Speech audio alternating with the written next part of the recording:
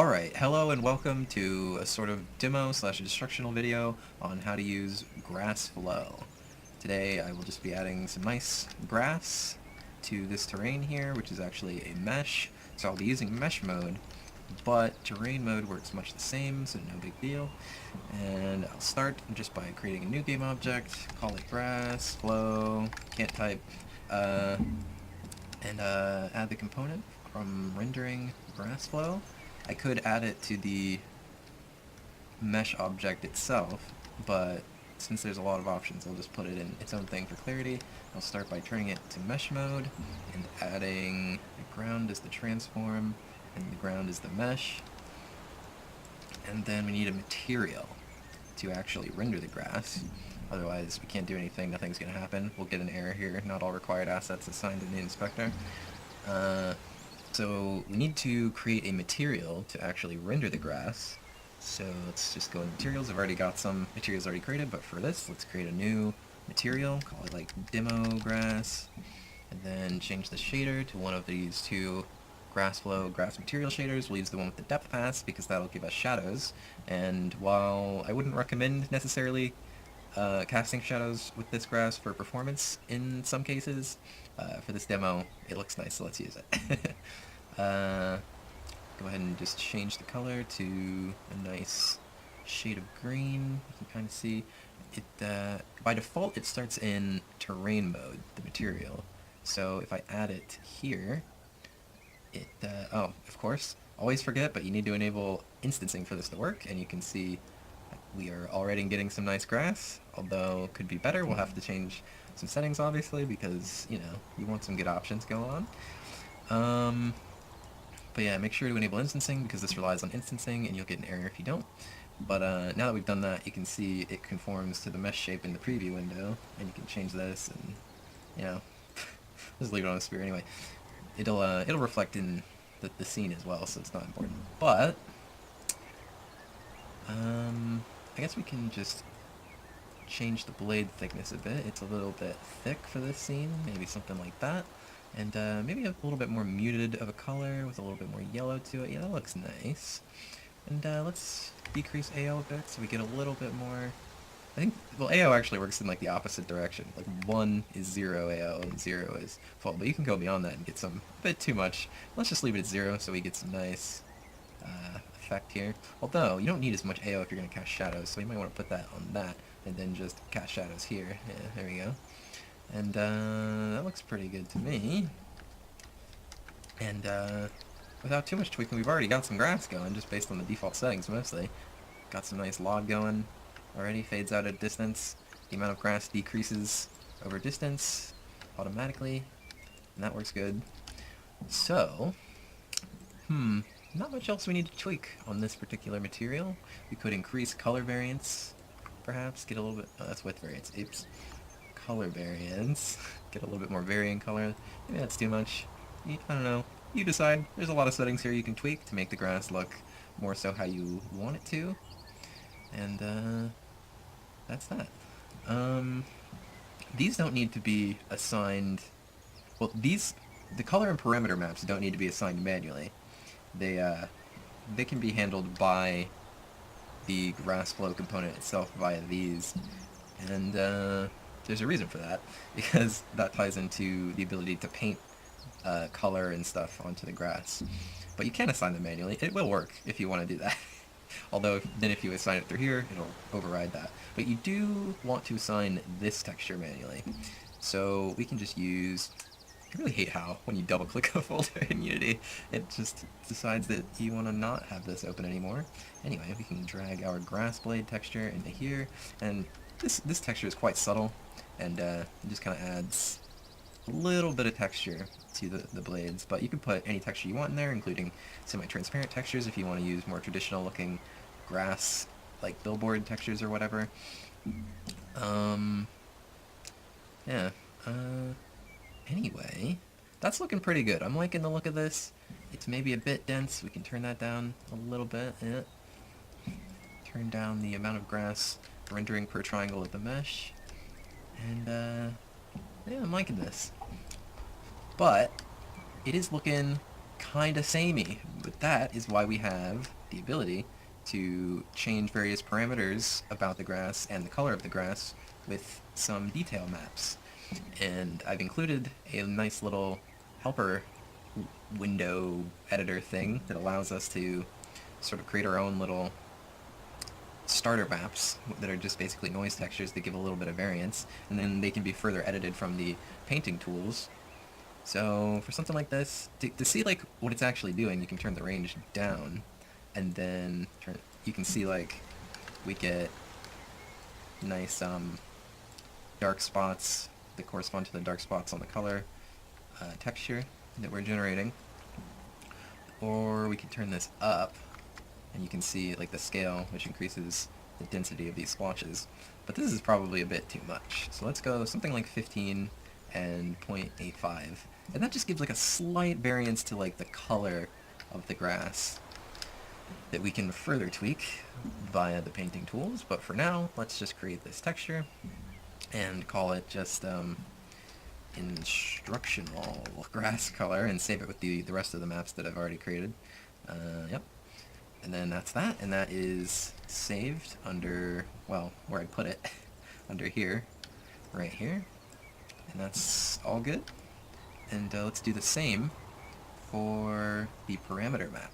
Now this one's a bit more, it has a bit more going on, because this controls multiple parameters of the grass and the different channels of the texture. So now, these values have a range of 0 to 1, so they can't go beyond 0 or 1. So if you want to have more dynamic range over the control for like grass height, you might want to set like the height multiplier to be low and then turn up the blade height from here to like 15, and that will allow us to make the grass much taller than this. Let's go for like 10 here and 0.1 here. So we'll be able to make the grass 10 times taller than what it currently is when we want to paint later. Now, density is kind of so-so. You don't want to like change that up too much. You just kind of want to like give it so that like the patches of grass are like... It's a very subtle thing. You don't want to like, you know, have it be like 50 and 0 so that you get like, or maybe even higher than that, so that you get like actual... I mean, maybe this is the aesthetic you want. I don't know. I'm not the boss of you. Do whatever you want. Do whatever you think looks good. But I'm just gonna... I think I could take this negative one and make it even... Yeah, like that.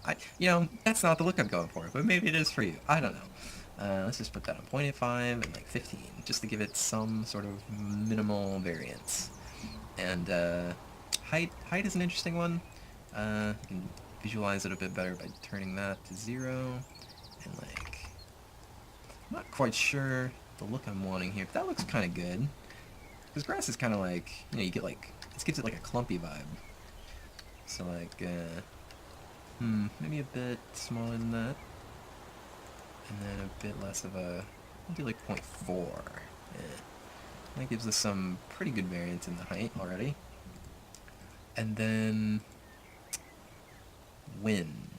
Wind controls how affected the terrain or the grass is by the wind. So if I turn this to 0 and then make this like 120, this is kind of hard to like see actually. Let's go for -1 and 50. You can see there's like spots that are being affected by the wind, but then the rest of it isn't. But that's kind of a weird effect. I think we mostly just want something more like 15 and 0.6 maybe, so that we get like just like some more variance in how the terrain ends up getting affected. That's looking pretty good. Why not? Let's turn the resolution up on this, just so we have more detail to play with for this map. You don't need it to be too high resolution. We could probably get away with 128 by 128, but just for this, let's do that and create this. And just, again, instructional grass parameters. There we go, and that's created and assigned and put into here automatically. And so now, we've already got some like nice variation going on automatically with little effort.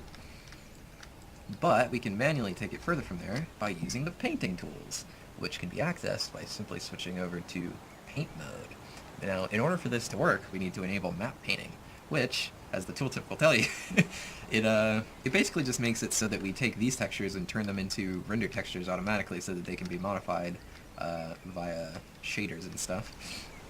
And then they will automatically be saved back to the original files, and then it just kind of works. But as you can see, we get a nice brush showing up, and if we change the brush size, we can do that, and we can select whatever brush we want. We get this, you know, and turn up the brush strength, and I can do that. Oh, well, I'm on flattening, so I just flattened a star there, but I can revert it by pressing Shift R, and that reverts to the last state that it was saved at.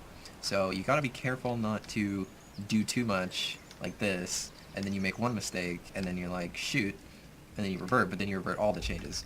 You can enable save on stroke, which will make it act like more like a limited undo that lets you undo the last stroke.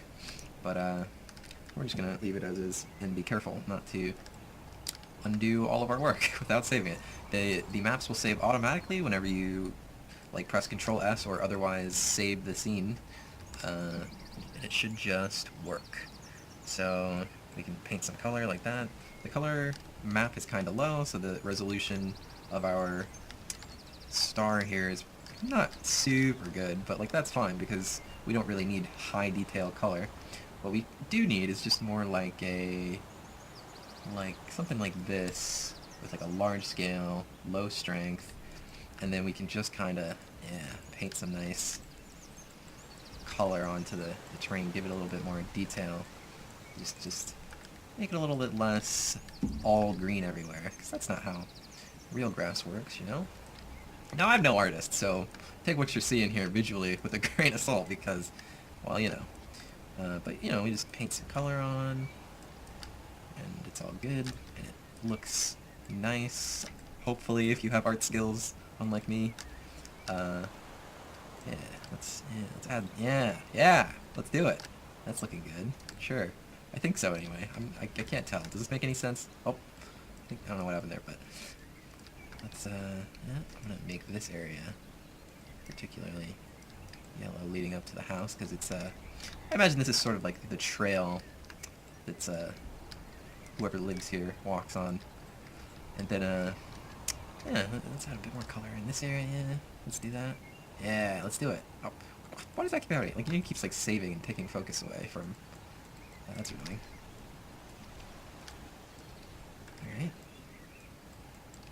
I've never had that happen before. But anyway, there we go. Yeah. Alright. Now, the alpha value of the color here determines sort of, like, how the color gets applied. So, say, if we have it at 1, it gets multiplied, and thus, like you can see, it doesn't turn yellow. It multiplies this color by the material color. So we can undo that. And if it's 0, it just gets applied as color. And anywhere in between works as well. So if you put it at like halfway, it sort of does both, but it like merges the two. But anyway, most of the time you're just gonna want to actually apply the color. All right. But anyway, that's enough color. We don't need to like be super. This is just a demo, you know. So let's choose the grass flattening tool and just kind of like turn the brush size down, something like this. And let's just flatten a little path along this path that we made. Let me just flatten this, maybe turn strength down a bit, just so we get less strong. Oh, well, I forgot I left the clamp range like this. Anyway, so that was making it a little weird. I'm actually going to be a little stronger. The clamp range, we'll just talk about that now, since I just ran into this, but it basically just clamps the value of the paint that you paint at. So you can say if you wanted to set the flatness to 1%, you know, set that to 1, and then like the maximum flatness value that we can get out of this is 0.1, so that means it'll automatically flatten no matter what. To that specific height. And if you could put it at 0.1, and then like it's gonna be 0.1 flatness wherever we paint. We can just flatten the grass wherever and make little trails all over the place, but we don't necessarily... How did I...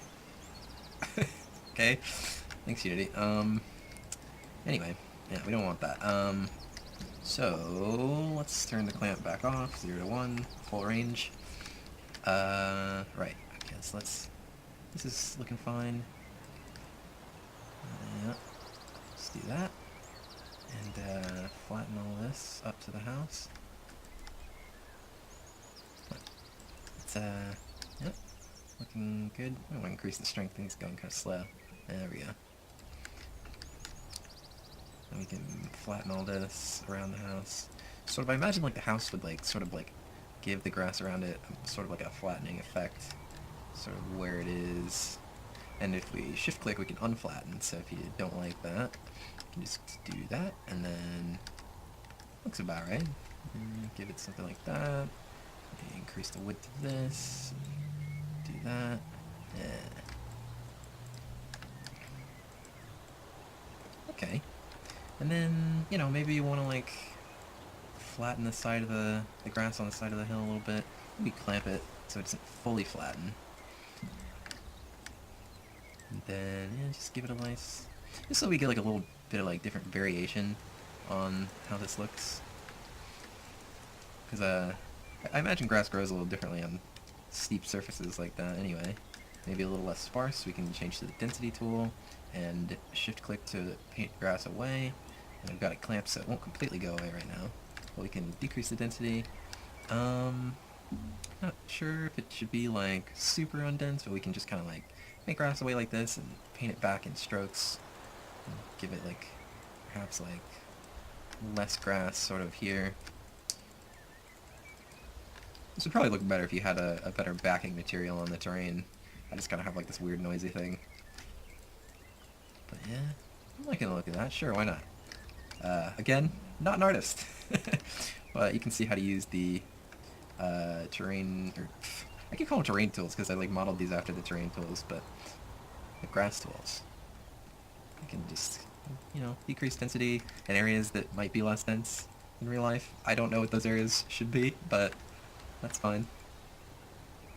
Anyway, this is looking pretty good, I think, maybe, not sure. And wind strength. You can paint wind strength. There's not super any areas here that should be painted away, and it's not like, you know, it's whatever. But it does work. You can just kind of like remove wind strength. I imagine it more for like areas like inside like a barn maybe, where there's like walls around but still grass on the floor. You might want to decrease the wind strength inside. Something like that, or, I mean, just in areas like maybe the side of a hill that's against the wind shouldn't be blowing against, you know, like, wind direction's going that way.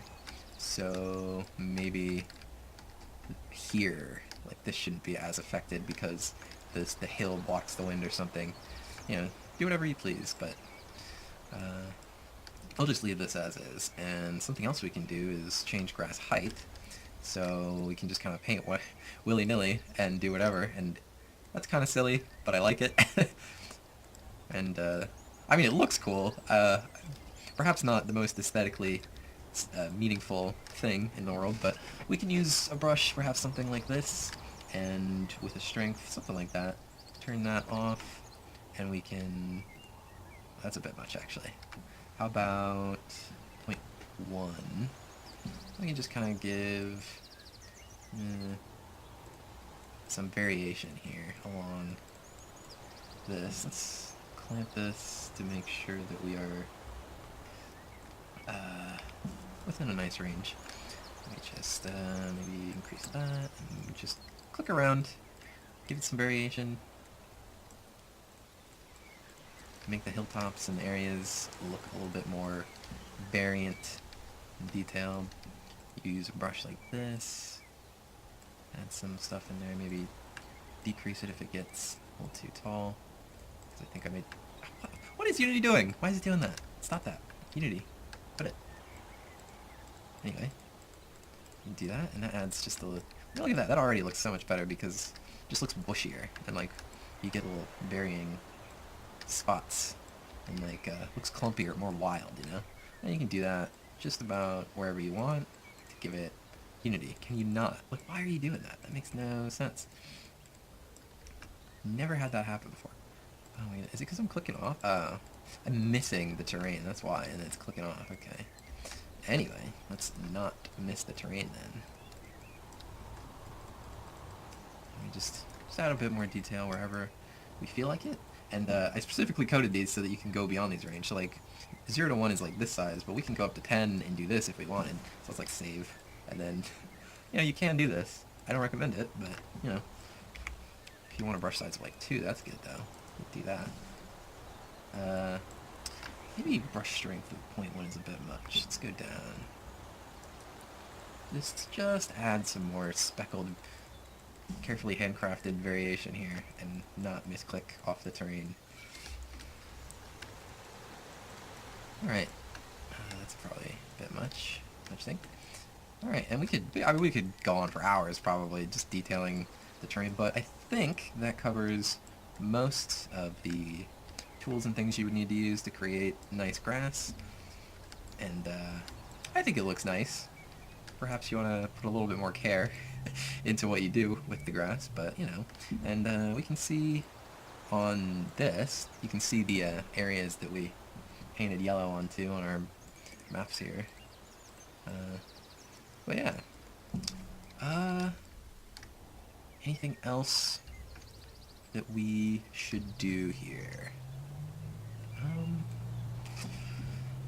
I could talk about these settings here. Paint continuously just makes it so you don't have to move your mouse to paint, so you just hold it down. But I don't know that you really want that. But you might, because sometimes it's annoying to have to move your mouse. Delta time paint multiplies brush strength by delta time to make painting frame rate independent, which is useful most of the time, but you might want to turn that off if you're trying to just say stamp height at 1 with a single click, like that. Because otherwise, if this is on, it's not going to be maxed out. It'll be multiplied by delta time and then blah blah. But anyway, I think that covers all the things, except maybe some settings, but each one of these has like a useful tooltip, so just ask the tooltips if you have any more questions about individual settings and whatnot. But I think that's going to conclude this video, and I hope you liked it, / found it informational and whatnot. So, see you later.